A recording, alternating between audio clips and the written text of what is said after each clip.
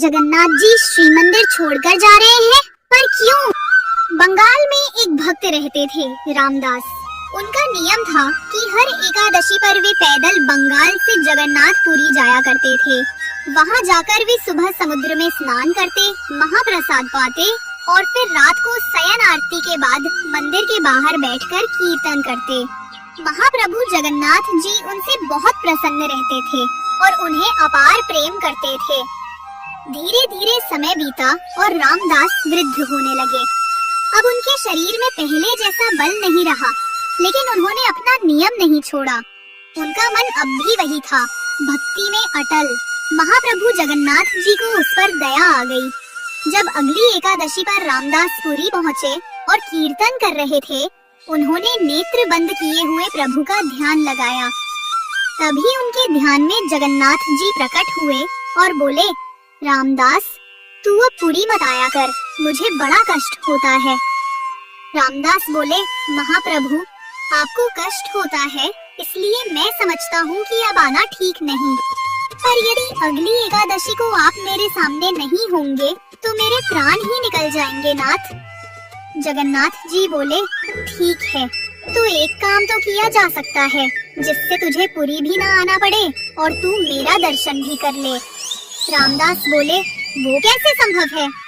जगन्नाथ जी बोले, अगली एकादशी में जब पुरी आएगा तो एक बैलगाड़ी ले आना, मैं भी तेरे साथ चलूंगा तेरे घर, तब मेरा दर्शन कर लेना।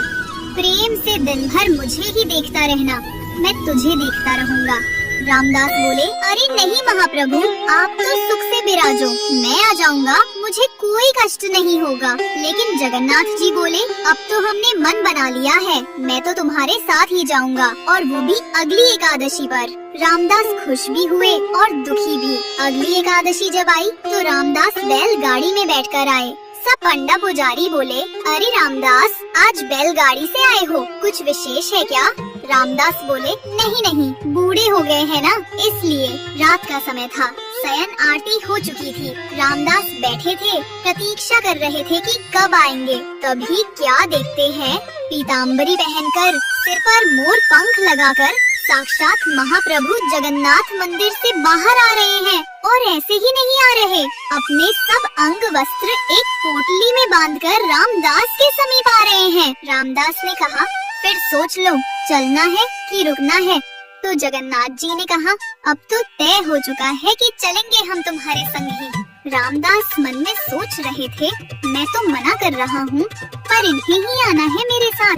जब बैलगाड़ी के पास गए तो जगन्नाथ जी बोले, ये बैल तो बूढ़े हैं, मैं अगर त्रिलोक का भार लेकर बैठा तो ये यहीं से वैकुंठ चले जाएंगे।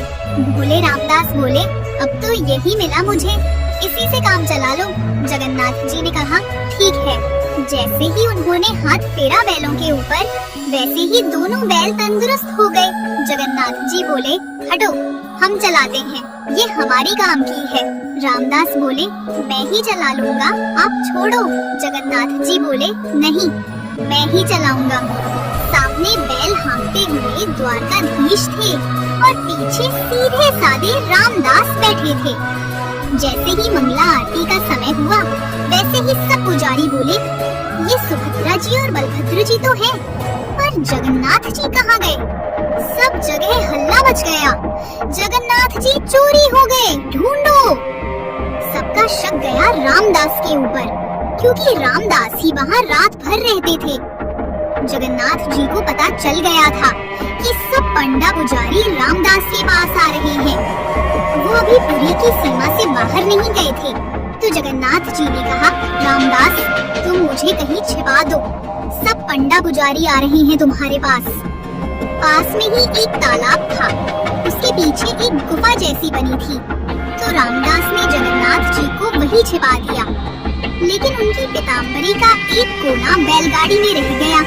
सब पंडा पुजारी आए और उनकी तलाशी लेने लगे। तभी वो पीताम्बरी का छोर उन्हें दिख गया और बिना कुछ पूछे मारपीट शुरू कर दी। तभी तालाब से आवाज आई, अरे मूर्खों, तुम्हें क्या लगता है मुझे कोई अपनी मर्जी से ले जा सकता है? नहीं, मैं स्वयं चलकर आया हूँ। तभी क्या देखा, जगन्नाथ जी के श्रीअंग से रक्त बह रहा है और पूरा तालाब रक्तमंडित हो गया है। सब बोले क्षमा कर दो महाप्रभु। महाप्रभु बोले क्षमा नहीं मिलेगी, जाओ मेरे भक्त को मारते हो, शर्म नहीं आती। और जगन्नाथ जी रामदास के साथ चले गए। कुछ दिन बाद सब फिर से आए और बोले महाप्रभु हमारी रोजी रोटी कैसे चलेगी? अब आप तो चले आए, हमारा पेट कैसे पलेगा? जगन्नाथ जी ने कहा यही अंतर है मेरे भक्त में और बगुला भक्तों में। फिर बोले ठीक है, हम अपने भार के बराबर तुम लोगों को सोना दे देते हैं, तो हो जाएगा ना? सब बोले जगन्नाथ जी भारी तो खूब है, बहुत सोना मिलेगा। सब बोले ठीक है। जगन्नाथ जी बोले रामदास व्यवस्था करो। रामदास बोले ये गलत है, मेरे पास इतना कुछ है ही नहीं देने को, मैं कहाँ से लाऊंगा इतना सोना? जगन्नाथ जी बोले तुम्हारी पत्नी की नाक पर एक सोने का किल है, वो ले आओ और एक तुलसी का पत्ता ले आओ, बाकी हम दिखाते हैं, आखिर हम भी परमात्मा हैं। जैसे ही नापा गया तो उस किल से भी कम भार के महाप्रभु हो गए। और सब पंडा पुजारी से बोले जाओ ले लो अपनी जिंदगी, धन चाहिए ना तुम्हें? अब उन पुजारियों के पास कुछ कहने का मुंह न रहा। वे सब पंडा पुजारी खाली हाथ पूरी लौट आए। भगवान को कोई बांध नहीं सकता, पर प्रेम के वश में आकर वे स्वयं बंध जाते हैं।